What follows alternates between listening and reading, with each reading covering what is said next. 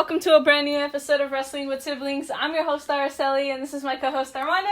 Hi guys, I'm Armando, and welcome to another episode of Wrestling with Siblings. As you guys know, week by week, we go over Raw. So let's get started with the show. Apparently it was Stephanie McMahon's birthday, and that's how the show opened. She shows up in a limo, and Baron Corbin, or Constable Corbin, or Bootleg Corporate Kane, whichever one you prefer, greets her and starts singing Happy Birthday. And then Triple H comes out, gives him this mean look, and then he's like, yeah, this is awkward, and he just walks away. But to get to the point, Stephanie tells him he's not doing a good job, and that if he doesn't step it up, Kurt Angle's gonna be back. And he pretty much criticized him on last week's decision of putting himself in a match against Roman Reigns for the Universal Championship. Yeah, I think that was the main part why Stephanie wasn't too happy with him. Just because he's abusing all the power he has right now. And which I would have to agree. I would be mad too if I was in charge and someone's abusing power. Yeah, and she emphasized that, and she got her point across to Baron Corbin. So, the Shield opened up the show, which is not a surprise. And they're basically talking about how they're the workhorses of the WWE. And, you know, they go on about how they're both champions and yada, yada, yada, yada, right? And then the Pack, which I believe is what they called them on one of the episodes, which is Drew McIntyre, Dolph Ziggler, and Braun Strowman, they basically come out, and to get to the point, they start saying that Dean doesn't have a title, that he's always been the one that has kind of been left behind, that if he joins them, the Intercontinental title is basically his, and they're pretty much pointing out that everybody else in the Shield is a champion other than him. And they did make a good point, and they come up with good facts, that Ambrose is the one that's pretty much sacrificing himself for the Shield, meaning that he helped Seth Rollins beat Dolph Ziggler for the title and was pretty much a huge part of it. And on top of that, when I believe Braun Strowman was going to cash in his Money in the Bank on Raw, he was the first one that came out and interrupted. So if you kind of see Dolph Ziggler's point when he says that Dean's been sacrificing himself for the Shield. And he says this backstage, and he also tells him, like, in SmackDown, you were successful. You were carrying the brand because you were WWE champion at some point. And they're right. Like, last week, I said it. I feel like Dean's always been the outsider. You know what I mean? And this could possibly lead to a heel turn from Dean Ambrose. And last time we had the Shield split, it was because of Seth Rollins. Now it can possibly be because of Dean Ambrose. I mean, it looks like McIntyre, Ziggler, and Braun are trying to make him turn on his brothers. You know what I mean? And yeah. It's going to be very interesting to see if he decides to do it or not. But at this point, I wouldn't be surprised if he does. I think it's too soon for him to turn if he was decided to turn. But we'll see what happens. We'll just continue to keep up to date with this feud. But again, if it happens, do not be surprised. If it doesn't happen, hey, then it doesn't happen. But keep an eye out for Dean, because the next couple of months are going to be very, very interesting. All right, let's get into the very first match. Finn Balor versus Jinder Mahal. Armando, I'll give you the honors of starting off with this match. Jinder starts off by dominating the match. And he's that type of superstar that it's kind of reminds me of Finn Balor that's hit and miss. They kind of don't know what to do with them neither. And I kind of feel like that's the reason for this match. They saw them and were like, hey, you know what? Go backstage. It looks like Jinder has been having problems with Alicia lately. Yeah, and on top of that, I think him moving to Raw hasn't been successful. And when it's not what we expected, like when he was in SmackDown. And in SmackDown, he was big. He was able to become champion. I think here all he's been is not even Intercontinental champion. No. I mean, he's had opportunities, but he hasn't been like the champion that actually carries the brand. In SmackDown, like most superstars, he was able to showcase his talent back there, and the show at some point revolved around him. Finn Balor, on the other hand, there's been nothing for him. There really hasn't. And other than his match, 2 weeks ago with Roman Reigns? Two or 3 weeks ago. 2 or 3 weeks ago. Yeah. He hasn't had much of an opportunity there. Like, he's just been floating around having random matches and random feuds with random people. Yeah, that is correct. That's why, like I've been saying, he's that type that I would like to see him in 205 because he would probably carry that brand. Yeah, I do agree with that. And I honestly do think they should put him down there. I feel like 205 Live can open new opportunities for Finn Balor. Either 205 or when the Raw shakeup comes around, or with the Raw shakeup, when the Superstar shakeup comes around, he could always move to SmackDown. That is something I would like to see, but that's too far. That's a year in advance, 8 years from now. But I do feel like he would be way more successful in SmackDown than he is in Raw. So make the move. We're waiting on it. Let's get into the second match of the night, which was the Bella Twins and Natalya versus the Riot Squad. Again, the Bellas and Natty, the veterans, the Riot Squad, the rookies in this occasion. The match first starts off by Nikki and Liv Morgan. Then Nikki makes a tag to Brie. And then, not even 2 minutes into the match, is where the incident that caused Liv Morgan to pass out and have a concussion, as confirmed by WWE, happened. So, basically, Liv is set up for precision for the yes kicks, and Brie starts yes kicking her away, and she hit her in the head about, I want to say, like twice, and then that's when Liv blacked out. She passed out. You can see Brie checking up on her as she's trying to pin her, and then as she's walking towards the ring, you can kind of see Liv lose her balance type of thing. Now, the injury. Brie Bella has been getting a bunch of hate because of it. People are saying it's intentional. It's not intentional. It was an accident, a complete accident. It's not Liv's fault, and it's definitely not Brie Bella's fault. Accidents like that tend to happen. It was just a bad situation for Liv Morgan. Yeah, I think she just got caught up in the moment, in the hype of the yes kicks. Everybody chanting, yes, yes. She kind of got distracted, wasn't fully focused. And I think that's what caused the injury to Liv Morgan. Yeah. And like you said, it was a complete accident. If you actually look at it, you can see that she's all caught up in the moment. And good thing she noticed and it didn't become an even worse of a situation. Now, here's where I have the problem. Okay? I don't see any doctors run out, but you do see Liv getting evaluated at some point at ringside, right? But then she comes into the match and takes a triple shot suplex. And then immediately she rolls out of the ring and you can tell she's not okay. Why would they let her take a triple shot suplex knowing that she had already passed out? You can clearly see she passed out. And I'm not, I believe, it's been said that she decided to go in to do the triple shot suplex, but it's at that point you stop somebody from doing that. I think at that point they knew she was hurt, but they didn't know the extent of it, so they continued to let her wrestle up until that triple suplex, and I think that's when they realized that okay, it's something serious. They checked up on her. They didn't do the full test because I think that they always say the show must go on. Yeah. And I think she was all caught up in the hype and the adrenaline because you as an athlete, when you get caught up in the moment, you tend to do things that you're not supposed to do. And props to Ruby Riott and Sarah Logan for continuing the match. You can tell they were kind of off, but they still got the victory. They still delivered and they still gave a really good match despite what was happening at ringside with Liv. Again, it's not Brie Bella's fault and it's definitely not Liv Morgan's fault. Well, you can see Ruby Riott and Sarah Logan, they're concerned about her, so they kind of drag her out of the ring.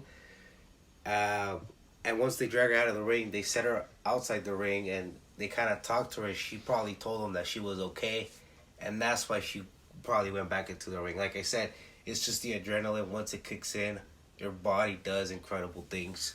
It doesn't matter if you're hurt or not. And honestly, like, props to her for going back in and actually wanting to take the triple shot and not letting it just be, the Bellas and Natty taking it up against Ruby and Sarah. So I definitely do give it to Liv for that. And it sucks, and I hope she gets better soon. And we know that Brie's been messing up lately these past couple of weeks. I feel like she just needs more in-ring time, spend more time in the Performance Center, get to know your opponents a little bit better. See, I agree with that, but at the same time, it could all be that she's not fully there. She could be focused on other things like Birdie, for example, Who knows? Maybe because when we saw her back in January, she seemed fine, but yet again, that's not really like a one-on-one match. You have other people surrounding you, other people carrying you as well, right? But up until recently, so she might just be out of game. She might not be focused. She may be under pressure because she's doing both SmackDown and Raw, both shows. Who knows? Like some people under stress, they just can't handle it, And it's an unfortunate situation for Liv and for Brie because the whole internet is hating on Brie. Yeah, it's just like you said, it has to do a little bit of both. She's not fully focused there completely. She's got other things in her mind. But yeah, she should be getting a little bit more training done, spend a little bit more time in the ring because you could tell she's a little bit of ring rust. Yeah. And well, best wishes to Liv Morgan. Hopefully she's back on time for Evolution. It would suck to have her miss the pay-per-view due to an injury. And like you said, very impressive win by the Riot Squad, even though they had a major distraction that threw them off their game plan with the injury of Liv Morgan. But again, props to the Riot Squad for the huge win. And I have to give it to Brie for checking up on her, getting her safely to the other side of the ring so that somebody can tag in and continue this match, Again, guys, stop the hate against Brie. It wasn't her fault. Accidents happen. You guys know it's part of the business. Nobody ever has a flawless career where nothing ever happens to you. You know what I mean? So give the poor girl a break. Overall, the match was good, though. It was. I have to agree. I really, really, really liked it. Again, if Liv would have been there, I don't think it would have made much of a difference just because they got the win. And this makes a statement that they're ready to take on anybody. It doesn't matter if they're a person down or not. Exactly. So Riot Squad, continue doing what you're doing. All right, let's get into Chad Gable versus Connor from the Ascension. Armando, I'll give you the honors in this one. Again, Chad Gable, I feel like he's getting the push, but they're still kind of hesitant. They still kind of don't know if they want to fully run with it or not. It's still kind of like a test type of thing. And the way things are looking out, I don't think it's gonna work. I believe he lost. Yeah, he did. He ended up losing to Connor. Connor, we haven't seen him in a while. He's part of the Ascension, one half of the Ascension. I'm glad they're giving them time because, to be completely honest, I didn't even know they were on the brand until, recently. I had completely forgotten about them. Yeah, and I think Chad's gonna blame this loss on Bobby Roode? Bobby Roode, yeah.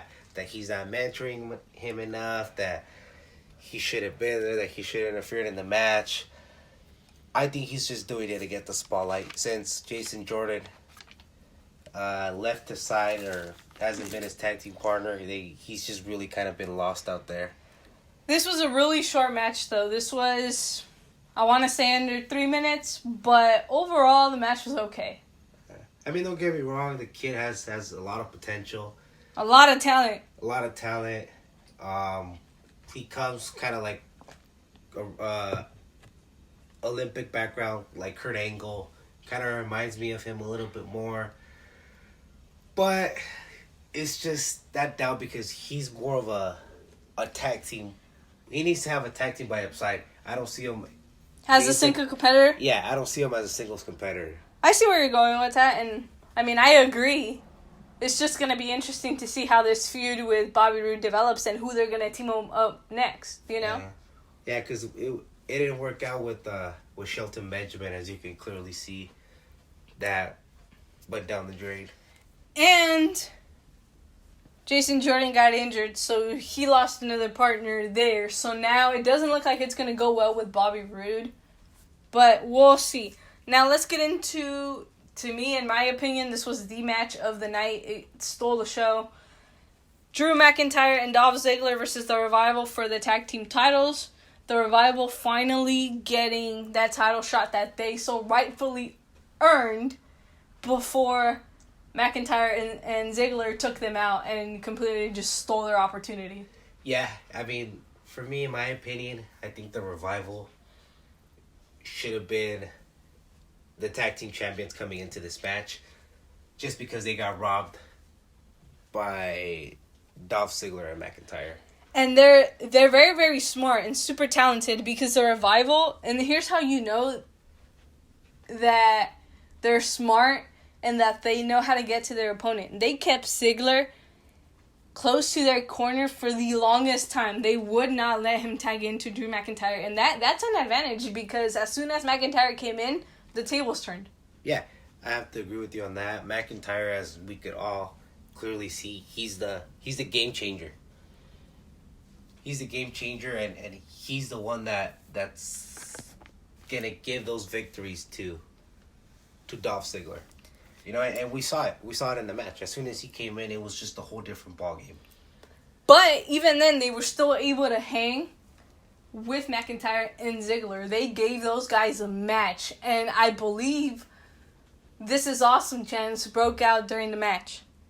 That's how you know the fans are into it. And this was an incredible, incredible match, and I have to give my respects to the Revival for, proving why they deserve the opportunity and why they're the top guys. And not only that, when you've been working with the same person for a long time as a tag team partner, you build a chemistry and you know each other so well that even you can probably wrestle with your tag partner with your eyes closed, that you already know what he's going to do or what he's thinking. And being together for a long time really helps you out a lot, and I think it showed in this match. But like I said, McIntyre was the game changer. And I have to agree with you. I do feel like the Revival have that quality where they know each other super well and they work super well together, that they can probably wrestle each other with their eyes closed, you know? This tag team of the Revival is going to be very, very dangerous. And it's the team to watch. And it's the team to be afraid of and to watch your back from. And this is what I've been saying kind of with Bobby and Chad Gable. It's the little things. And same thing with Aiden English and Rusev, which we'll get into later. But it's the little things. And see, you have to be able to compromise. You have to know your partner. You have to know how your partner works. And you guys have to coordinate in order for your tag team to work. And that's something that Revival showed in this match, like you said. And they gave them a hell of a match. It was incredible. 10 out of 10 for me. I would have to agree with you on that one. Elias comes out, and instead of singing a song, because he said Denver didn't deserve the presence of Elias and they didn't deserve to see him perform, he actually didn't perform. Instead, he introduces Kevin Owens for the Kevin Owens show. And Kevin Owens basically talks about John Cena and how he beat him on his first night. Basically, they're promoting Super Showdown. That's what they're promoting, because as we know, Bobby Lashley and John Cena are teaming together to face Elias and Kevin Owens. So that's basically what they're out and they're promoting. Bobby Lashley then comes out with Leo Rush, and then they end up having a match. So Bobby Lashley versus Elias is the next match. What is there to say? I feel like we've seen this a couple of times, but I have to admit, the match has been good each time that I've seen it. You know what I mean? I haven't been disappointed. I feel like Elias has improved so much from where he was a year ago, and he really is at that level where it's time to give him a title shot. It's time to put a title on him. Yeah, because he's got everything. He's proved it with ever since, I believe, what was it, Extreme Rules, up to this point, he showed a lot of improvement, not only in the ring, but his mic skills. And keep in mind, too, that not just the in-ring skills matter, but if you could talk and you could communicate with the WWE universe or with everybody, that's a huge part. And his mic skills are up there. They're kind of like the Miz's mic skills. They're up there, if you see what I'm trying to say. And yeah, he does deserve a title. The thing is, he really hasn't had that push other than when he faced Seth Rollins. Yeah, but I mean, if you really think about it, he's one of those guys where he hasn't gotten the push, but he should be getting the push, but he still hasn't gotten it. You know what I mean? Yeah. And I feel like he would do a fantastic job as Intercontinental Champion. He could be facing other talent, putting on amazing matches week by week, and they haven't fully, developed into giving him the actual title. Now, what I'm scared of is that they're going to skip the Intercontinental Championship and just put him straight into the Universal title picture, which I don't see happening anytime soon. But from what it looks like, Elias isn't getting anywhere as of right now. Well, I kind of like how they're developing his character and how they're taking him slowly.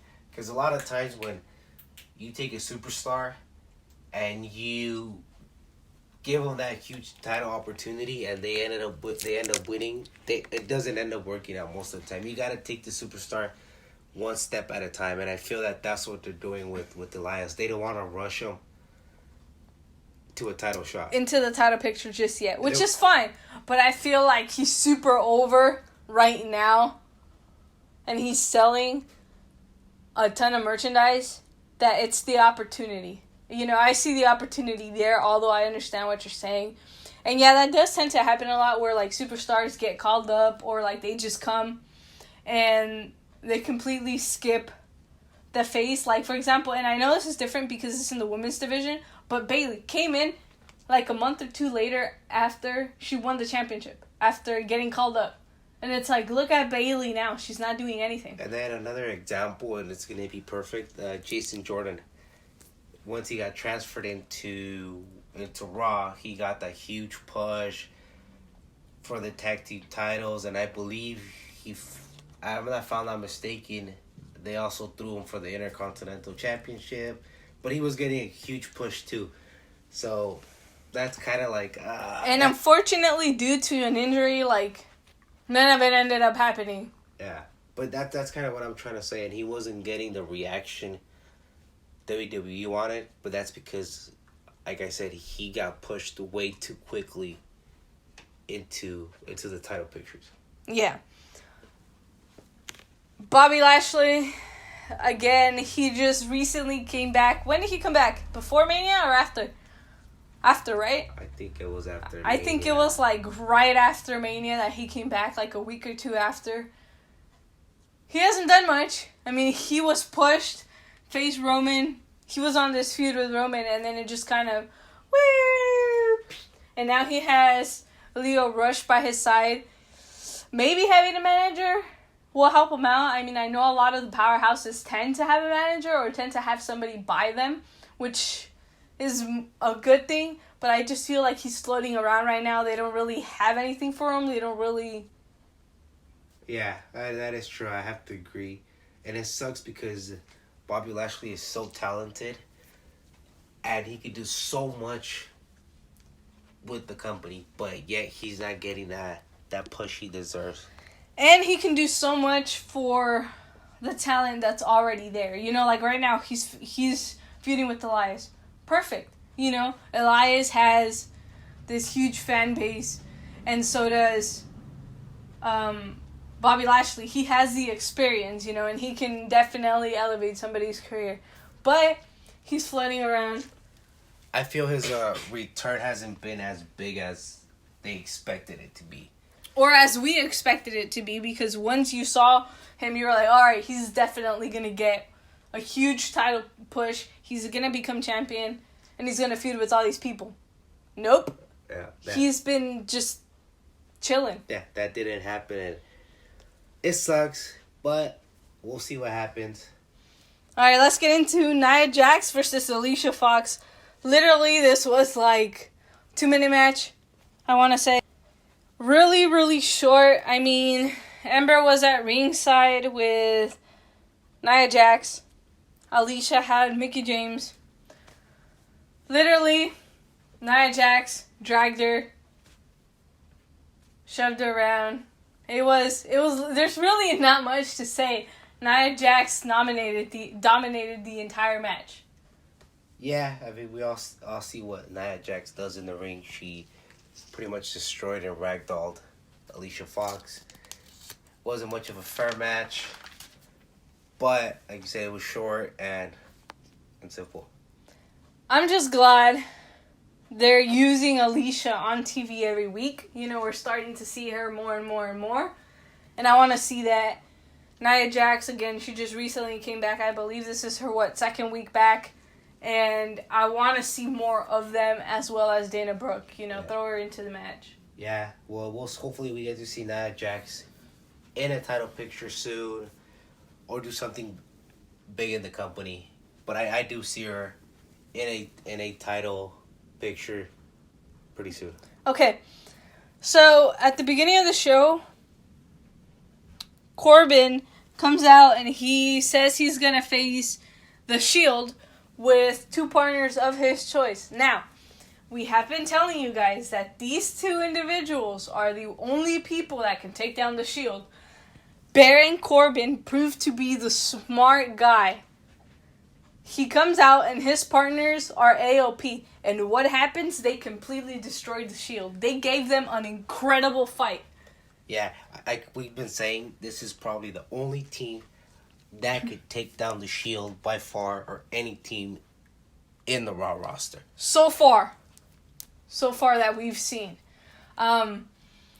We've been saying it, and it happened on Monday, and AOP really, really gave them a fight. They had them. The Shield couldn't handle being with AOP, and even though Corbin didn't really do much, they didn't need a third person because they were handling the 3 of them perfectly. Yeah, that is correct. And again, AOP really, the past couple of weeks, they really haven't had much of a challenge. But this week, they had probably the biggest challenge they're going to have in their career. And they proved themselves. And they proved themselves why they are another team to watch.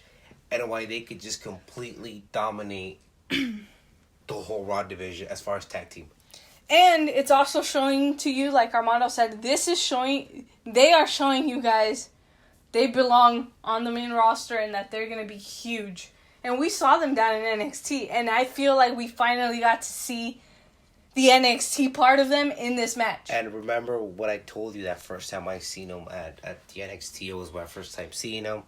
I told her, I was like, these guys, once they make it to the main roster, everybody better watch out because they got so much potential to be in the top. Yeah, and that's definitely what's going to end up happening. Eventually, they're going to end up feuding with the Shield, and they brought them to a whole new level. I hadn't seen the Shield in that much of a predicament in a while. But keep in mind, the only thing that AOP is missing is a good leader. I feel if they have a good leader, they're going to go even further in their careers. Now, of course, we've said Dave Maverick isn't really the guy, right? I agree with him on that. But do we, as in you and me, think that Corbin is that guy? Look what he did. He brought them out against the biggest stars of this company, if not of Raw. And those guys delivered. They proved they can hang with the top guys, basically, of the company. I do see him as a leader for them, and I think he'll be great for them. And he's smart. He has the brains, and he proved that this week. And not only that, he's part of the authority, part of management in the Raw roster. So that's a huge plus because Favoritism. So he's going to favoritism. He could give him a title shot anytime he wants. He can. And it's going to be very, very interesting to see where they decide to go with AOP. Alright, now let's get into SmackDown. R-Truth opens up the show just like he deserves. He says, welcome to the most must-see show on television. And guess what? Nope, it's not Miss TV. Wrong. It's Truth TV. And with him is Carmella. And, you know, his guest is Daniel Bryan. And don't get me wrong, this show and this segment was probably the best segment we've seen in a long time. It was just funny. The creativity was there. It had you hooked from beginning to end. And again, this is why we always say SmackDown is the better brand. Is the A show. So then, Miz comes out. He interrupts R-Truth. And R-Truth is like, you know what, Miz? You know what? You are banned for life from Truth TV. He banned him. Miz deserved it. Yep, and they ended up fighting for the show, for rights, pretty much. And The Miz obviously defeated him, and that was the first match of the night. Miz versus R-Truth for the rights of the show. It was either going to be Truth TV or Miz TV. And the match was pretty good. Again, I'm very, very impressed with R-Truth. We already know he's funny. We know he's talented. But his in-ring performance has improved so much, and he is at another level. He's delivering. He's giving you that match that you want to see. And I think a lot of that relies on his character. Like, you see R-Truth and you're like, I have to see what R-Truth did, right? Yeah, R-Truth is a must-see.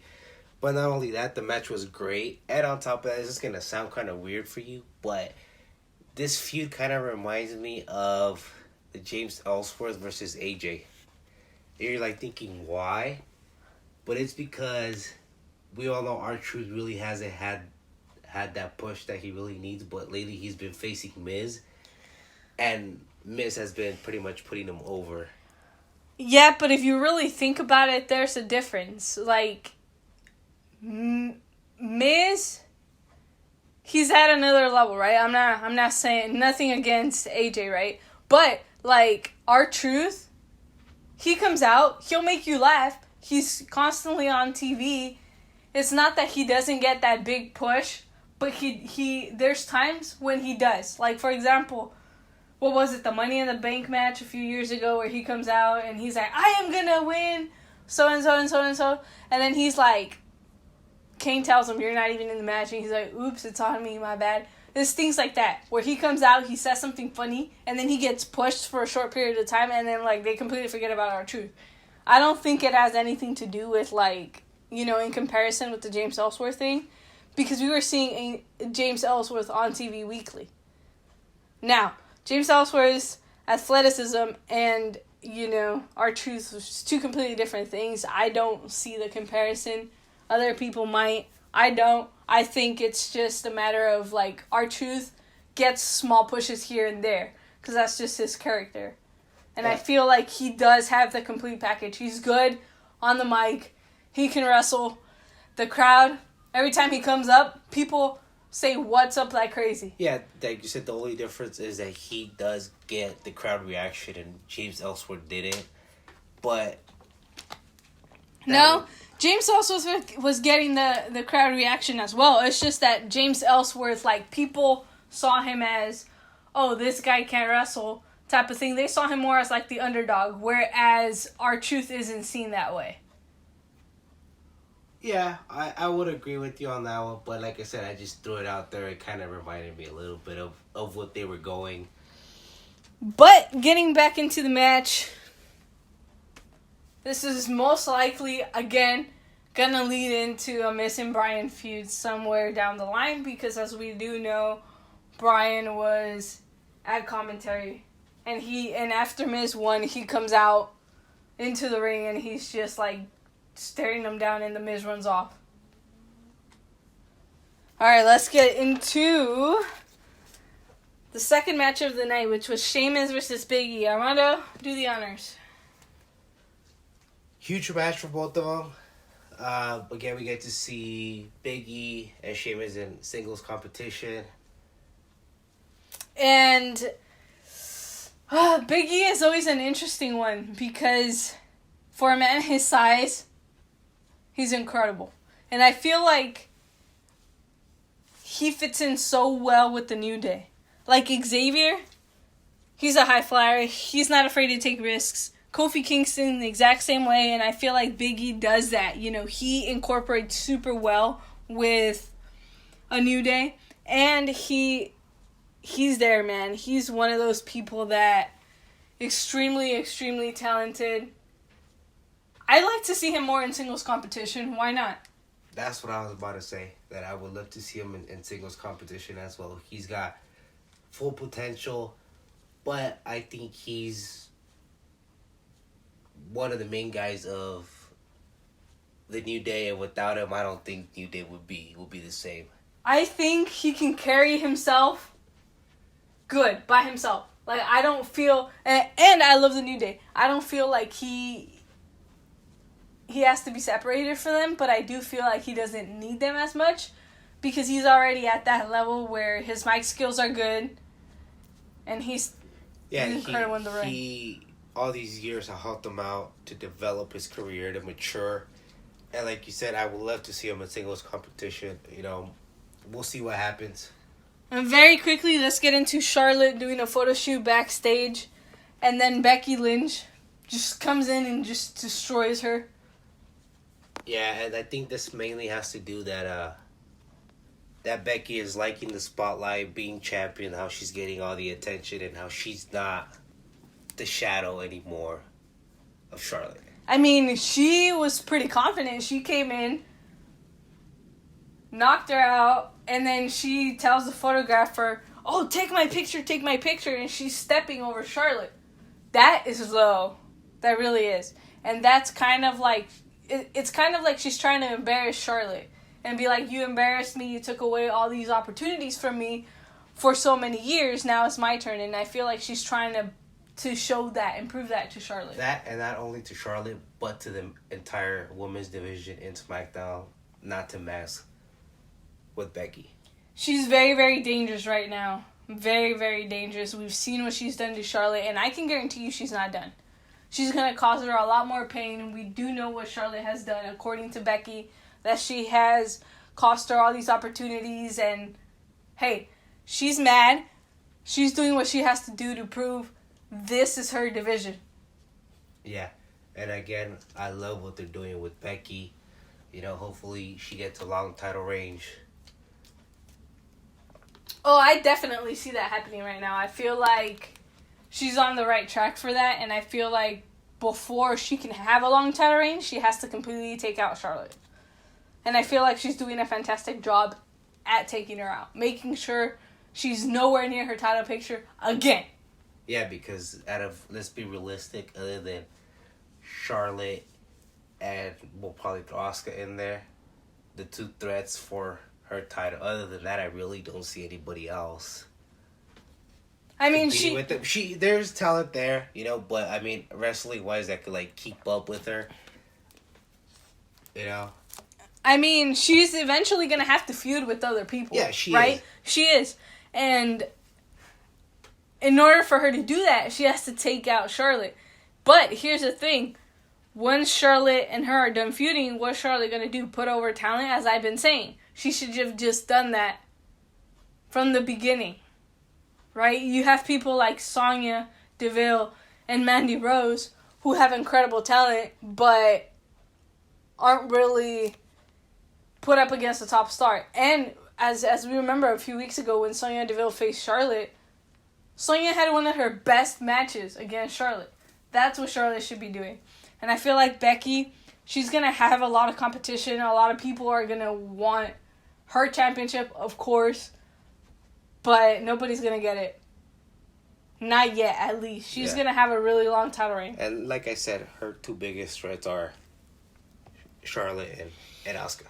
And she's taking care of Charlotte. So, she's going to have to find some way to take out Asuka. Yeah. Now, this new Becky, heel Becky, she's brilliant. And she's not afraid of anybody. So I don't think Asuka is going to be much threat to her. Now, she is because, you know, like, athletic-wise and all that stuff, yes. But, I don't know. The real question is Becky ready for Asuka? Is Asuka and the rest of the women's division ready for Becky Lynch? I don't think Asuka's ready for Becky right now just because Asuka's too busy with Naomi feuding with the Iconics, and I see that feud going on for a while. So she really doesn't have to worry about her yet. The real question is, who's Becky's next opponent? That is a very good question. Because if you really think about it, alright, Asuka is too focused with Naomi and the Iconics, right? And then Charlotte, she's taking Charlotte out of the picture. That leaves you with Carmella, but obviously Carmella just won it. So she's not going to get the title, right? That gives you Lana, Selena Vega, if you want to add her in there, Sonya Deville, and Mandy Rose as, I guess, the next possible opponents. Maybe even Naomi or anybody from the Iconics. But, as we said, they're already feuding. So, those four are the only options. I don't think I'm forgetting anybody. I don't think so. But yeah, I really don't see anybody at this point yet. But we'll see what happens. We'll see who's next. Yeah. And we'll see if they're really ready for Becky. Yeah. Alright. Armando, I'll let you do the honors for this one as well, but Rusev demands answers from Made in English. Yeah.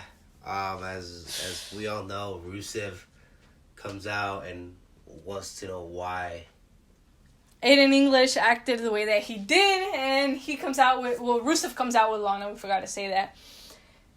And then Aiden English comes out and throws a bombshell, and he's like, Lana, if you're going to be honest with him, why don't you just tell him about the night in Milwaukee? Yeah. And then it's like, what? And Lana just stares at him like, what are you saying? And he says things were better when it was just Rusev and Aiden.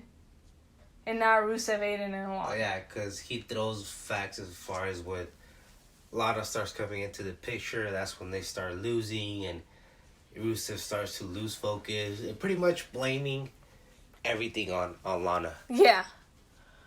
And, I mean, from the looks of it, it looks like they've made it personal, you know? WWE took it to a whole new level now. They've turned it into a feud that was two friends, and now it's kind of like, it's personal. Yeah.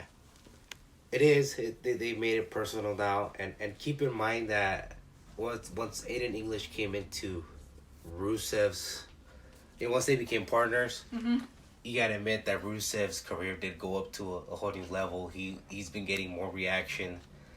And Aiden English is right when he said that. Because if you really do think about it, he's right. 75,000 people were chanting Rusev Day from the beginning of the show to the end of the show. We know, we were there.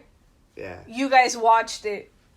And we saw this feud coming a couple weeks ago, maybe even months ago that we saw it.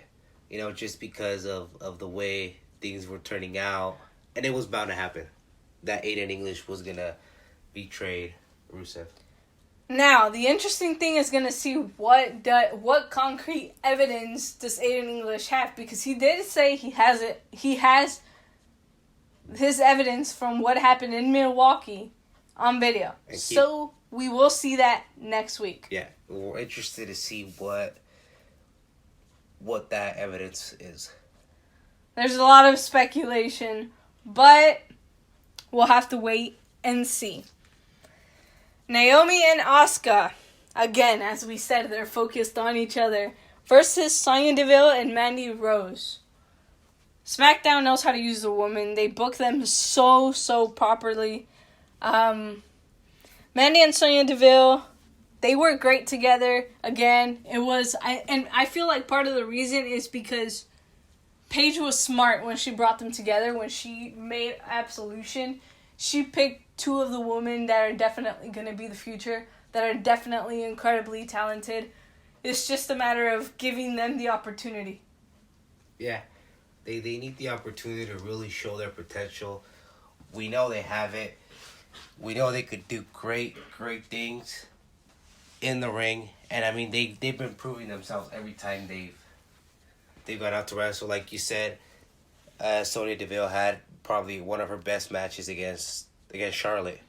And this time she was put up against two of like the greatest stars in SmackDown, Naomi and Asuka. You know, that shows you like, okay, they're willing to take the fight. They're willing to go to the next level for that, you know? Yeah, and one thing that I really like about Naomi is not only her athleticism, but she's always willing to show new moves, that creativity in the ring.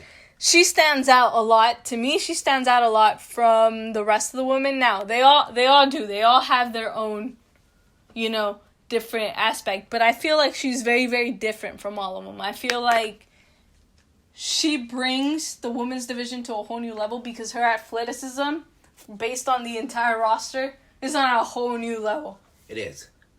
I would have to agree with you on that one. Like, if you look at the rest of the performers, they all perform great, and they all perform at a top level, right? But then there's Naomi, who's willing to take those risks and willing to go above and beyond. And we've made the comparison that she kind of reminds us a little bit of Kofi, just because of that creativity that she always shows and delivers on her movesets. I mean, I think we saw her a couple of WrestleManias ago where... Not a WrestleMania, I'm sorry. I think it was a Royal Rumble where she got, I think, pushed off the apron and she landed on... Yeah, a couple of Royal Rumbles ago. Yeah. So basically what she did is she got pushed off. She was carried by the rest of the women. She got put up on top of the apron and she just walked,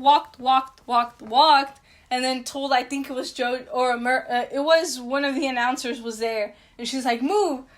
And then she goes on the chair, and then she's like, you know, basically rolled her way there. And at the Battle Royals, we've seen her, you know, use her hands. So she comes up with different ways of staying in the match, kind of like Kofi. Yeah, and that's where the comparison comes in. And Asuka, I'm glad she finally has a storyline after WrestleMania. She really wasn't doing much. She was just kind of floating around. She wasn't even on TV. But now she's back, and I'm glad they partnered her with somebody like Naomi. I feel like they can both do great things in the near future. And yeah, let's get into the next match, which is Ty Dillinger versus Nakamura. Glad to see Ty Dillinger finally getting an opportunity. Hey, he learned something from R-Truth. R-Truth told him, I'm getting into the main event. And then R-Truth told him that, and he suddenly has a match. Yep, that is correct. He did take lessons on that one. Again, another talent that really hasn't got the opportunity he deserves since he came into the main roster. And keep in mind, he wasn't just facing anybody. He was facing the U.S. title champion, which is Shinsuke Nakamura. Shinsuke... Oh, what can we say about him? I feel like WWE has really disappointed fans when it comes to Nakamura. I feel like the fans, the WWE Universe, envisioned him as a big top star in the business, and I feel like WWE hasn't really given us that. Kind of like he was at NXT. Yeah, but I also understand him being U.S. champion is going to help him get to the level that he has to be at for the WWE Championship, but they're not going to get anywhere if they don't put him on TV. Yeah. And Ty Dillinger got an incredible opportunity, and unfortunately for him, we ended up finding out that he's Randy Orton's new victim. Yeah. It's going to sound weird, but I feel that Nakamura and Randy Orton are working together. I can see that because when Nakamura faced Jeff Hardy, that's when Randy Orton came out. And now Nakamura faced Ty Dillinger and Randy Orton came out. And I think Ty Dillinger feuding with Randy Orton is going to really do something for Ty Dillinger's career. Yeah, definitely it is. But like you said, what are the coincidences that Randy Orton has been getting involved in all of Shinsuke Nakamura's matches? So don't be surprised if they end up working together. All right, let's get into, I guess, this is the main... Well, it's the main event because it was the last match, but it wasn't the last segment, per se, to put it that way. Becky Lynch versus Lana. Becky was the one that said she wanted to face Lana. I'm glad Becky's giving other women the opportunity. Again, Lana had the opportunity to prove herself against Becky Lynch. Becky came out victorious. Yeah, she did. Lana, again, I don't think she was fully focused because of what Aiden English said of what happened in Milwaukee. I feel that Lana could have done a lot better. And I do feel like she's improved a lot. She really has. She has. That's... I mean, we see it every time she comes out and wrestles out in the ring. No doubt about it. And Becky, we already got into her.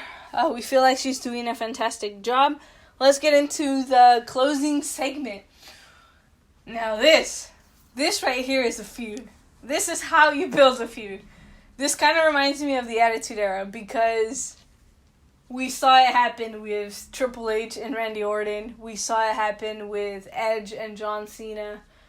Basically, AJ Styles comes out. It's the contract signing. Paige is out there. You know, he's all happy. He signed. He has no problem.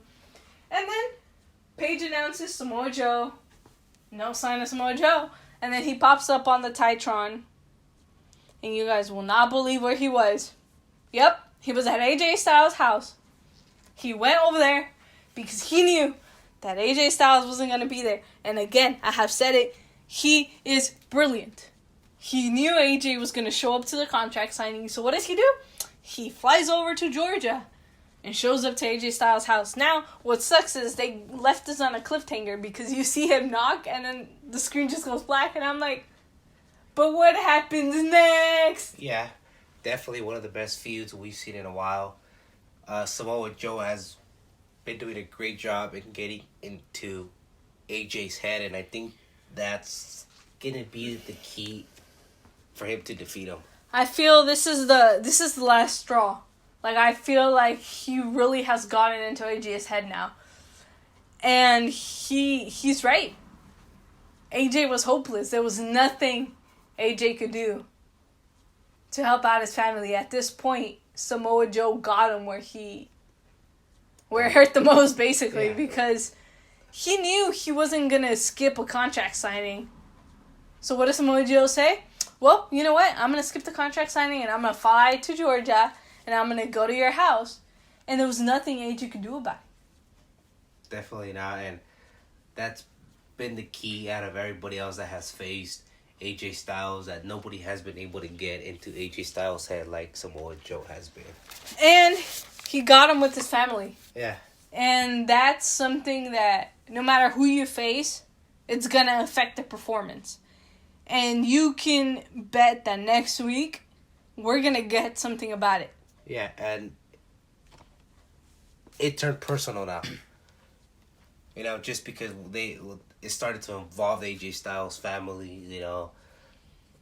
If I was AJ Styles, I would involve Samoa Joe's family too, just to kind of even things out. But I see that, but due to the face and the heel circumstance, that's definitely not going to happen. We know that's not going to happen, but that's one of the things I would do. But now AJ Styles has to find a way to beat Samoa Joe. Because as we know, last time there was controversy. But hey, don't miss the Super Showdown on Saturday from Melbourne, Australia. Sorry, my bad. But yeah, that's all we have for you guys on this episode of Wrestling with Siblings. I'm Araceli. That has been Armando. And make sure you like, comment, share, and subscribe. Let people know that Wrestling with Siblings are out here. Get people to listen to us. We really appreciate all the love and the support. Thank you guys so much. Stay tuned for next week's episode. And remember, if you don't know what WWS stands for, Armando? Wrestling with Siblings!